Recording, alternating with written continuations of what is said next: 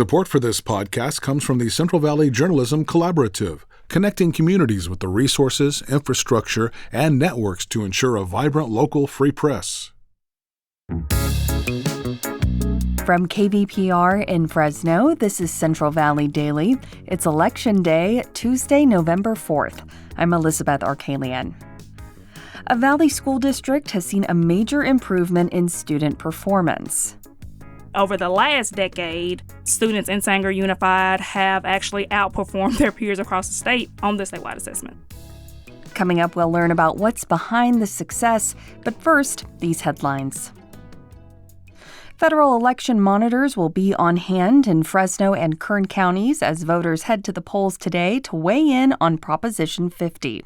As KVPR's Carrie Klein reports, election monitors are not that rare. Election monitors are common here, says James Coos. He's Fresno County's Registrar of Voters. In fact, the federal DOJ isn't the only agency sending them. I am aware of 4 different jurisdictions, as well as another 3 advocacy groups. That includes 2 state offices and the city of Fresno. Coos says many of them have been out here before. Their feedback sometimes relates to building codes or the Americans with Disabilities Act. One last week was concerned a Spanish interpreter could have been using misleading language. Coos doesn't know exactly how many monitors will be present or where. He asks them to make themselves visible. We do ask all observers to have a name tag or name badge of some type identifying where they're from and who they are. He says members of the public are also welcome to come watch as voting takes place. For KVPR News, I'm Carrie Klein. The Fresno County Registrar of Voters says there's been a surge in mail-in ballots for Proposition 50. This signals California's special redistricting election is energizing voters. James Coos says that's rare for a special election when voter turnout is typically low. There was a really big, good spike at the start. The first 10 days or so really were ahead of even last November. So we had a lot of front-loaded people knowing what they wanted to vote and getting their ballot back in really quick. His office is also preparing for a solid turnout today at in-person polling places. To have your ballot counted, you must vote in person or get it postmarked by mail by close of business today. If you're not yet registered to vote, you can do that in person too. Fresno Congressman Jim Costa is leading a group of representatives from California who are pushing to restore millions in funding for higher education. The Federal Department of Education earlier this year rescinded $350 million from colleges designated minority-serving institutions. That was after a legal challenge against those colleges stemming from Tennessee. California has the largest number of colleges that serve minority students. Democratic legislators say stripping the funding hurts the state and the country's competitiveness on an international scale. California's Office of Service and Community Engagement is calling on Californians to volunteer at and donate to food banks as food assistance is delayed for 5.5 million people in the state. California's Chief Service Officer, Josh Friday, called the delay in SNAP benefits a statewide disaster.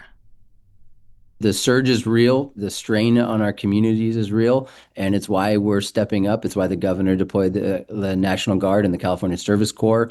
And it's why we're calling on Californians to step up for each other as well. Friday, who's a member of Governor Gavin Newsom's administration, criticized the Trump administration for the benefits delay amid the ongoing government shutdown, calling it cruel. 2 federal judges ruled the federal government needed to use contingency funds to restart SNAP benefits. On Monday, President Donald Trump announced his administration would restart food assistance, but that its contingency fund would cover only half the amount needed. Farmers in Kings County will have to report how much groundwater they used following a court ruling last week. The requirement is part of a probation status for the Tulare Lake Subbasin that adds extra scrutiny on water use thanks to a state groundwater sustainability law, known as SGMA.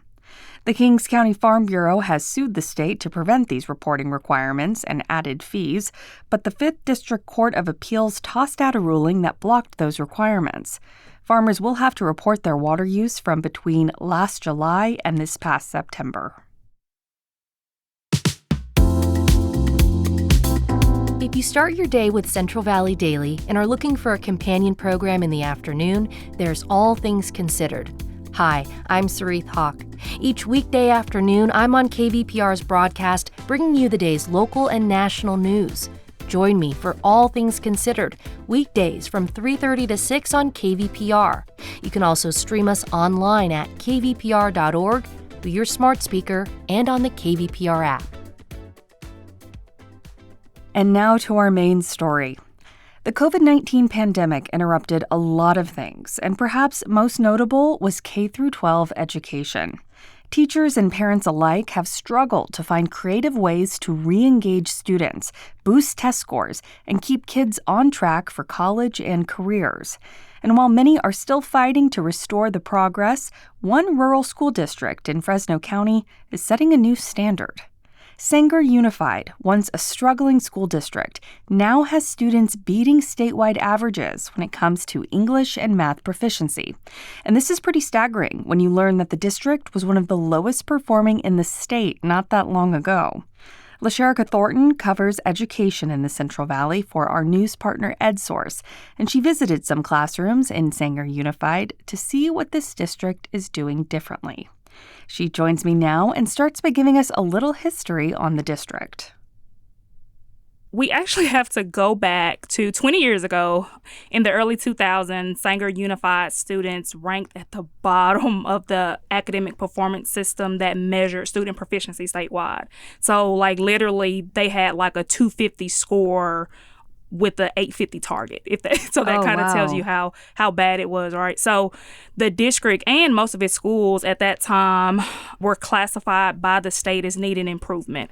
And it was that classification in and of itself that really was the impetus for a cultural turnaround. This is according to the current superintendent, who actually worked in the district in another role at the time. So the district really started at that point to improve. They started using research-based instruction, and by 2014, the district actually exited that program improvement status. Okay. And it actually became one of California's highest growth districts, really gaining both statewide and national recognition. And so since that point, over the last decade, students in Sanger Unified have actually outperformed their peers across the state on the statewide assessment. So, what an incredible turnaround. Right. We're here today because the state is out with its annual test scores, and they show considerable improvement at Sanger Unified. So what kind of improvements has the district seen specifically?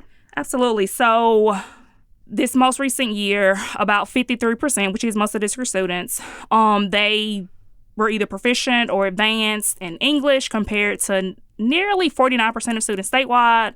And then in math, 40% of Sanger Unified students were either proficient or advanced compared to about 37% of students statewide. So for Sanger, their students' English scores have actually returned to their pre-pandemic levels, which is, great.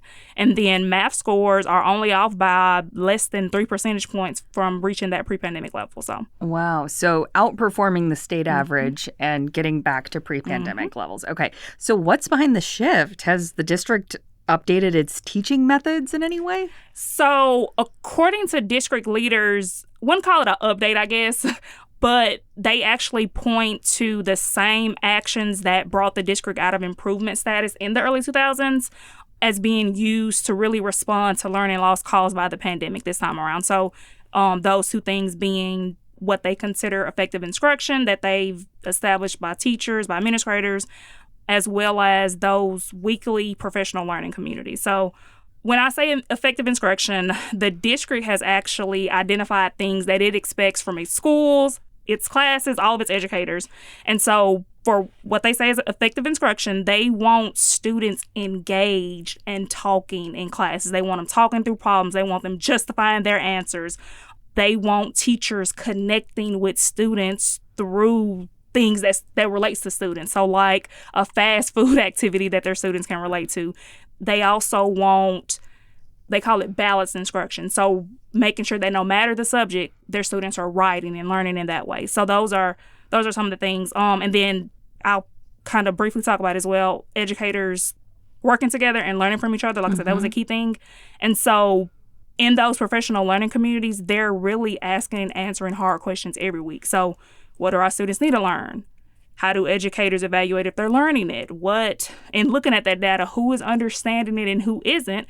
And if students aren't learning, how, as teachers, are we improving what we're doing, and how are we providing targeted support and making sure that that targeted intervention and support is different from the instruction that was in the class that they didn't comprehend? So those are, some of the things. Yeah, I think that shows there's a conscious effort not just to support students' well-being, but also provide teacher support in this sort of collaborative environment. So they're like, hey, I'm on the same page as you. This is what I'm dealing with in my classroom. Absolutely. And that's really lifted the whole district. I know for part of your reporting, you got to observe a class at a Sanger Unified School. So what was that like? Absolutely. So, and I'll just say, I absolutely love getting out into the classrooms. I actually got to visit 3 8th grade math classes at Washington Academic Middle School. And what stood out to me, like I just said, the district expects everybody for there to be what they say effective instruction. And so I literally saw that. That was consistent across the board. So even though I had these 3 8th grade math classes, there were components of the same thing. So I'll give you an example. They were all working on this activity, this fast food activity, which, like I said, relates to something that students can relate to.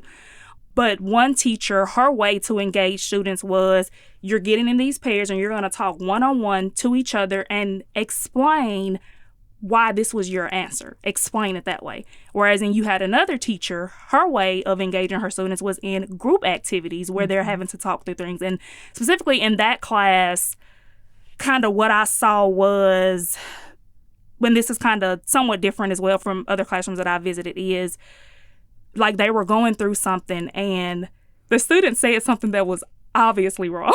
But instead of the teacher instantly saying, well, no, that's not right, she threw the question back at them and said, well, let's see. So tell me, is the large Coke and the large Sprite, are they the same price? Should they be the same price? You guys tell me. And don't forget, tell me why. And so literally you hear the students in the groups talking, and I heard a student say, oh, well, no, they're the same price. They're both the large. And so literally students learning from their own explanations and students going from having the wrong answer to the right answer on their own.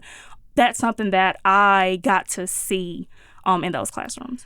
Now, circling back to test scores, I could imagine someone hearing our conversation and thinking test scores are not always the best measure of academic outcomes, and there are other ways that districts should be or could be measuring success. So with Sanger Unified and just other school districts in general, are there other metrics that they're looking at to measure educational success based on your knowledge of that area? Absolutely. I think I know for me, I've heard from several people, test scores are important, but test scores are not the only measure of student success.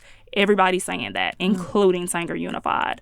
Something that Sanger Unified kind of pointed to was, like, not only is it not based on test scores, but it's what teachers are doing every day to engage with parents and to engage with students. Like, those are, in and of itself, measures of success. That was my conversation with Lasherica Thornton. She's a Central Valley education reporter with our news partner, EdSource. You can read her reporting and more education stories from across the state at edsource.org. And that is today's show. If you have a story idea for the podcast, maybe related to education in the Valley, don't hesitate to reach out. Email us your pitch to podcast@kvpr.org. Today's episode was produced by Jonathan Linden and KVPR with support from the Central Valley Journalism Collaborative.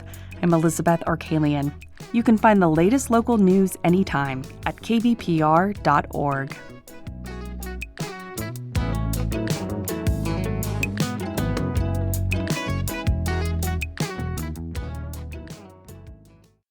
Sources and methods, the crown jewels of the intelligence community. Shorthand for how do we know what's real? Who told us? If you have those answers, you're on the inside, and NPR wants to bring you there. From the Pentagon to the State Department to spy agencies, listen to understand what's really happening and what it means for you. Sources and Methods, the new national security podcast from NPR.